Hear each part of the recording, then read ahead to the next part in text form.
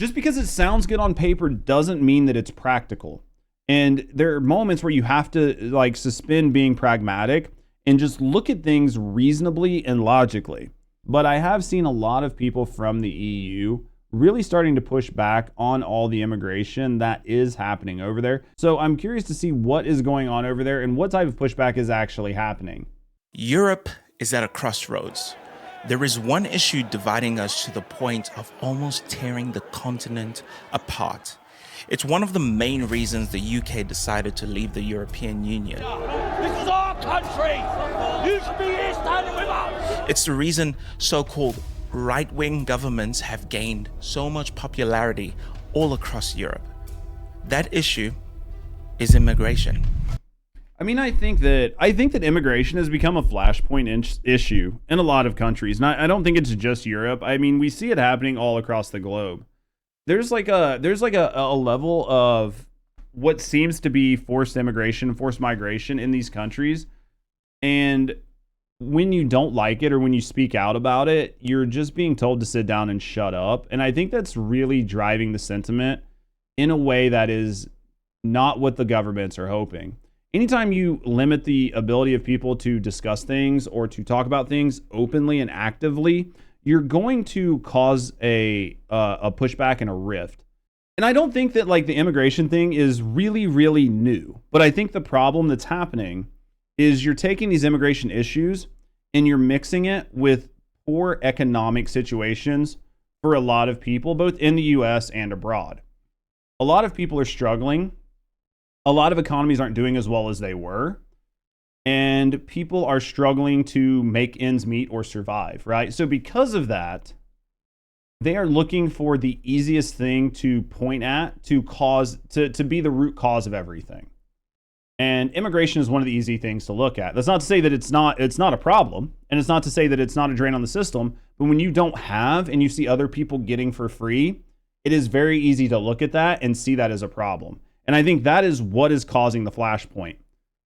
Large amounts of immigration mixed with an insane amount of people who are native that are struggling to get by. And what's happening is they see their government siding with people who are either there illegally or are brand new to the country instead of siding with people who have been there for a long time. And that really, really pisses people off. And then when you mix on that, the fact you're not allowed to talk about it, now you have a situation where you're going to have really, really radical people stepping up and acting out. And that is what we're seeing across the globe right now. Insults are meaningless to most people because of the way people have been throwing them around like normal words. They've lost their impact. Yeah, I mean, just because somebody disagrees with you, they're a literal Nazi. No, just because you have a disagreement with people, you are not the same as somebody who euthanized an entire group of people. Just because you don't want to see somebody do something or you disagree with them, that doesn't make you a fascist. Like, people toss around and hurl words in a way that devalues the word so much that nobody really cares. Depending on who you ask, it's either wildly overblown, a problem exaggerated by racists using it as an excuse, or it's an existential threat that will eventually destroy our way of life, make our cities unsafe, erode our culture, and gut our welfare systems. I think the truth is somewhere in the middle. We've talked about this before on numerous videos where we've talked about this type of issue. I don't think that immigration itself is a problem, but I think like bulk amounts of it and people not being forced to assimilate is a problem. If you bring people into your country and they keep 90% of their cultural identity and only accept 10% of the cultural identity of the place that you're setting them up at, you are setting yourself up for a failure. If you are importing people who do not agree with or plan on following your rules and laws or your lifestyles or the way that the bulk of people there think and function, you are setting yourself up for conflict, and there's no two ways about it. So, which is it? I'm an immigrant myself, living in Finland, a country I call home, among people I've come to see as my own. I didn't come here to change Finland. I respect it for what it is. That puts me in a rare position to answer this question honestly. And I think this man saying exactly what he said there goes back to exactly what I said before. And to call things what they are. Are people worried about immigration simply fearmongers and racists? I feel very threatened. I'm afraid to go out on my own. My sons won't let me go out on my own. Or are the people And to her point, right? Like, she might feel that way, and a lot of it might be overblown. 99.95% of the people there, or 99% of the people there might be okay. But it's the 1% that cause 60% of the problems. But if you're not allowed to call out the 1%, and you're not allowed to lock up the 1%, and you're not allowed to send the 1% back, then what happens is everybody gets painted with that same brush, and now everybody's viewed with trepidation, and everybody becomes fearful. Share your culture in a new place. Do not demand your culture to be in the new place. Exactly. missing those concerns, deeply mistaken about what's actually happening on the ground. In this video, I want to make the issue clear enough for you to decide. And yes, I'll give my own perspective as well. What most people don't realize is that Europe didn't slowly drift into this debate. Something specific happened, and it permanently changed how Europeans think about immigration. 2015, what was this, Brexit? What happened in 2015, chat? To understand Europe's increasingly sour view of immigration, you have to go back to 2015, the migrant crisis. Interesting. Over 1 million refugees fleeing war in the Middle East entered Europe in a very short period of time. Most came from countries like Syria, Afghanistan, and Iraq. Many traveled by boat across the Mediterranean, arriving in Greece via Turkey. Others arrived through Italy. Hundreds of thousands of people reached European shores in a matter of months. This was not just a humanitarian crisis, it was a systemic shock. This is so hard. This is so hard because how do you deal with this? So on one foot, it sucks to see people have bad things happen to them. But on the other foot, this happens all around the globe and all the time. So at some point in time, you have to figure out to what is an acceptable amount and when you have to put your foot down and go, hey, I get it, like, but we can't take everybody in, right? Like when do you put down your foot and go, it's not my responsibility that your country has devolved into a shithole. You guys are fighting. That's not my problem. Simply wasn't prepared for it. Every safeguard failed. Refugees were unevenly distributed across EU countries. Sweden, for example, took in around 160,000 refugees in a single year. Roughly 8 migrants per 1,000 inhabitants. Germany took in close to 500,000. France, Hungary, Austria, and the United Kingdom all absorbed hundreds of thousands as well. The European Union's core principles of free movement between member states made containment nearly impossible. Absolutely. EU law requires that asylum seekers be registered and processed in the country they arrive in, but in practice, this just didn't happen. People moved freely across borders. The results? A demographic shift that permanently changed Europe. This didn't just change policy, it changed the continent. When large numbers of people arrive, unvetted, mostly destitute, and from societies with very different norms around authority, religion. This is true, though. I mean, it's not like these people all showed up with plenty of money. They were good to go. They showed up ready to work. They bought houses. They integrated into society. You're bringing in millions of people that are a burden to your system, and you're dumping them all over your continent. There is no way that this many people being distributed in this fashion is ever going to work out in a good way, right? It's just not going to happen. Gender and social behavior problems are inevitable, and those problems didn't take long to surface.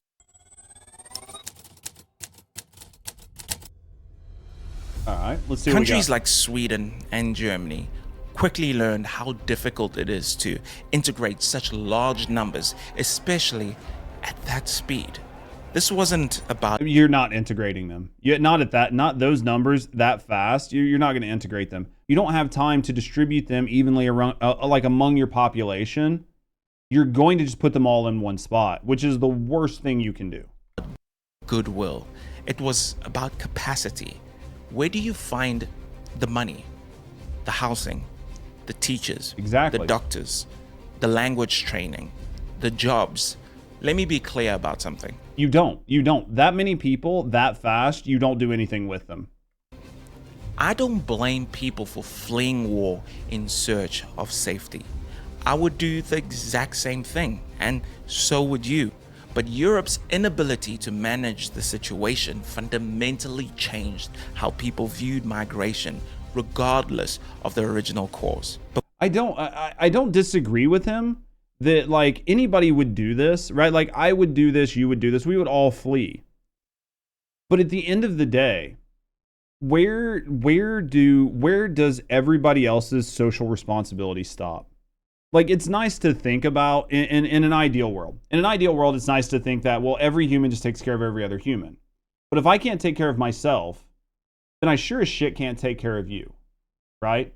So at some point in time, you have to look at the situation and make the people in the situation accountable, right?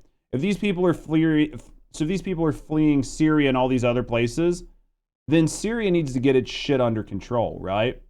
Like, we can help. I think the idea behind like fleeing war and stuff like that is nice to a degree in very small groups, right?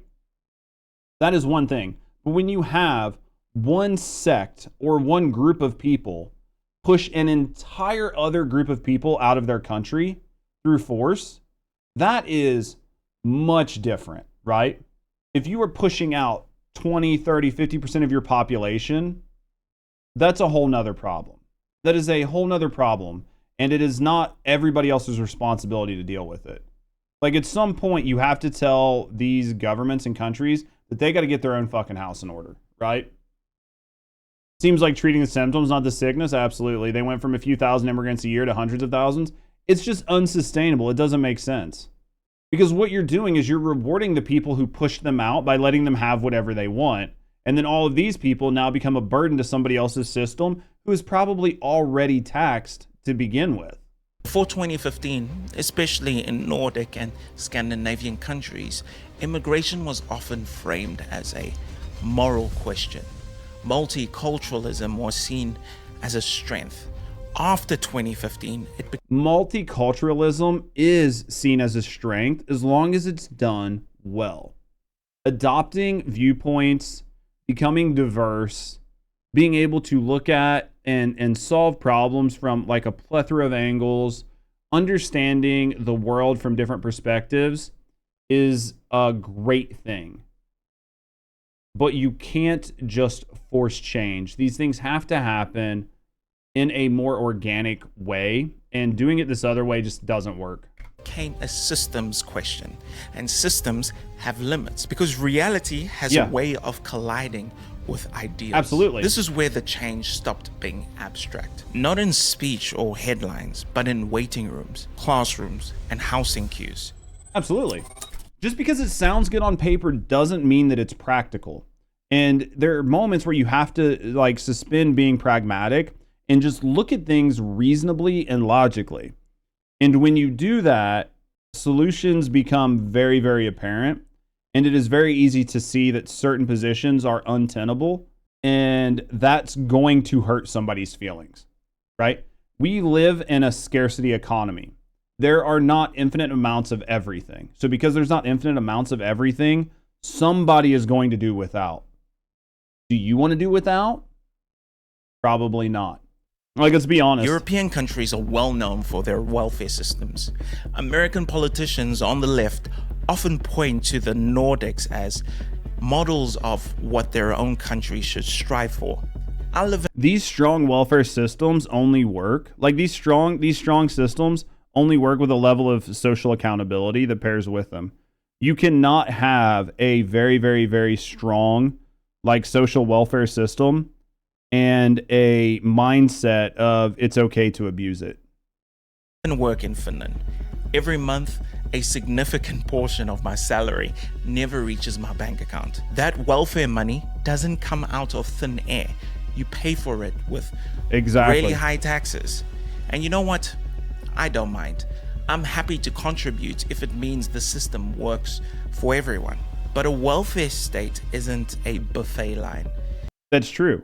And that is where I think things like this become a problem. If you see your money going to help those in your community that can't help themselves, then you're okay with that. But if you see your tax money and ever increasing amounts of your tax money go to people that have been like shipped in or you don't feel like deserve it or should be there, it's going to start to make you mad. And then when the quality of those services go down because those systems do not have enough money to properly fund them, that's going to make you mad because now your money is going less far. And then when that becomes you need to raise taxes even more, then you're really going to piss people off.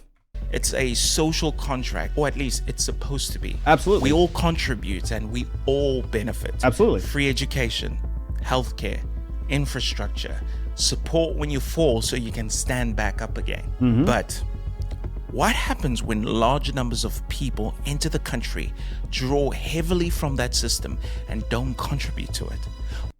Absolutely. That right there is the crux of the problem. What happens when a country becomes a destination precisely because of those benefits? What happens when dependency becomes long-term rather than temporary?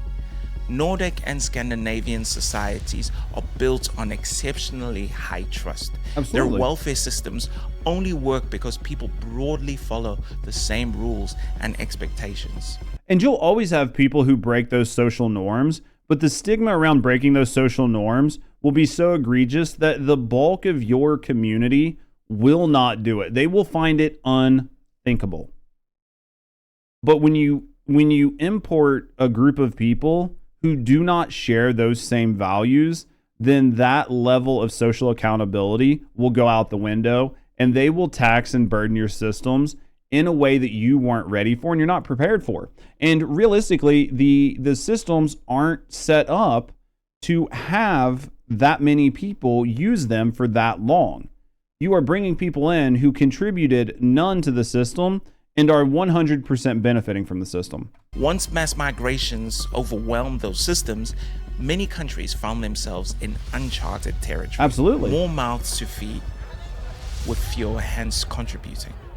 That imbalance cannot be sustained. Well, like you bring in like 100,000 people and drop them off. You don't have the jobs for those people. You don't have the infrastructure for those people. You have none of the systems in place. Even if they wanted to be a contributing member of society, you don't have it. You drop off 200,000 people, 200,000 jobs didn't show up. 200,000 manufacturing jobs didn't show up. 200,000 office jobs didn't show up, right? Like 200,000 engineering jobs didn't show up. Like none of these things showed up. So even if you have people that want to work, there's no possible place for them to work, and it's going to take time for them to work. This man's making a really good video. He's doing a good job of breaking it down. Slowly but surely, the average citizen begins to feel the effects. Absolutely. Healthcare becomes sluggish. Doctors' appointments go from days to weeks, sometimes months. Schools feel the pressure too, teaching in multiple languages, more resources diverted to basic integration, classroom disruptions amplified by cultural misunderstandings, social housing, something many citizens relied on, becomes harder and harder to access. These pressures accumulate quietly until suddenly they're impossible to ignore. That's a ticking time bomb. Safety and predictability are core features of life in Northern Europe. But repeatedly, data and lived experience show that both have deteriorated since large-scale migration began. In several countries, migrants from specific regions are overrepresented in certain crime categories. And when you see this type of data, it is hard to ignore it. All of these different things are just one additional point on the graph. And while one or 2 points are very easy for most people to ignore, when you get enough points together, it draws a line. And when that line is there, it's normally a line in the sand, and people can see it, and they can see the problems, and they can see where it is being crossed. including gang violence and sexual assault. Gang violence has risen sharply in parts of Europe. Well, yeah, you took an area without gangs and you just added new gangs. Like, what do you think is going to happen? Sweden, for example, is objectively less safe than it was 15 years ago. Gang shootings have increased. Explosive attacks, once unthinkable, have become disturbingly frequent. Is it wrong for a local to look at all of this and say, things have only gotten worse? Things need to change. Mass migration is destroying my country. Or do we just call him racist? Across Europe, support for right-wing parties has surged. What's often ignored deliberately is that right-wing in Europe is not the same thing as right-wing in America. That is true. That distinction doesn't stop critics from trying to Americanize European politics or from labeling broad segments of the population as far right to delegitimize their concerns. It's so much easier to demonize people than it is to argue with them. It's so much easier to play identity politics and play us versus them, because that is something that is very basic and it is very easy to understand. And it is very easy to elicit an emotional response from people. When you sit down and you try to explain things to people and you try to talk about the reason and the rules and the logic behind it, most people's eyes gloss over because they don't have enough brain capacity to really understand these nuances and different. It's much easier to sit back and beat your chest. That strategy isn't working. In fact, not anymore. It's having the opposite effect. That strategy did work. That strategy worked for 10 years. And now, all of a sudden, it's no longer working. People are not going to be shamed into silence anymore. Because reality doesn't care what people want to believe.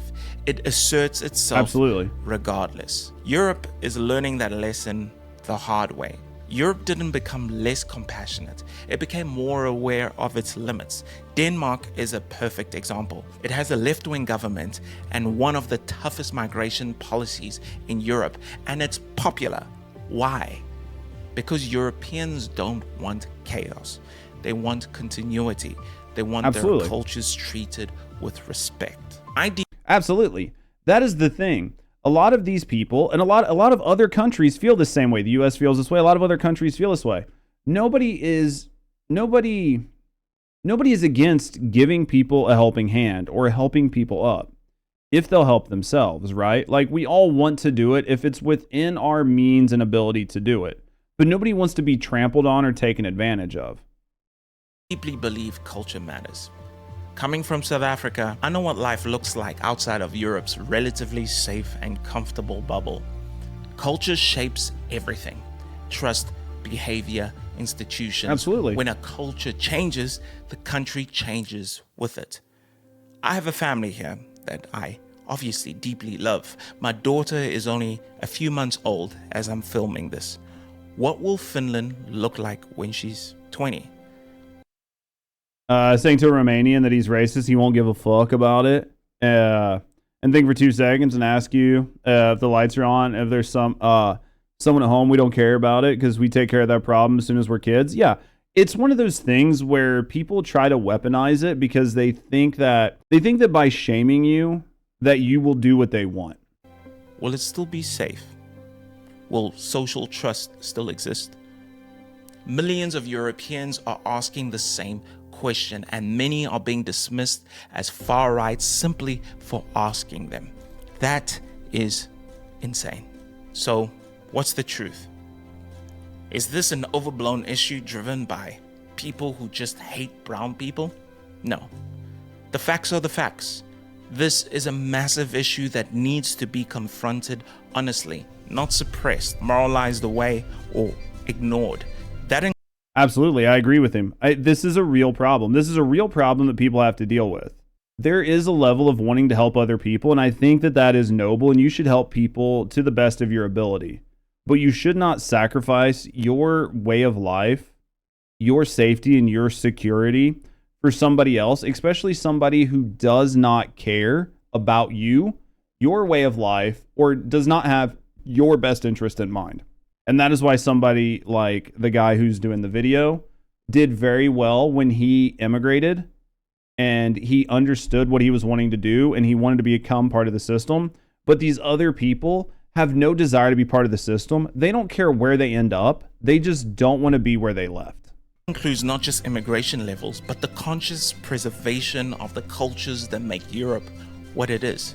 Europe should be able to preserve its culture while taking in other cultures. They should take a 90-10 approach. They shouldn't give up their entire culture just to bring other people in. Finland is a good example.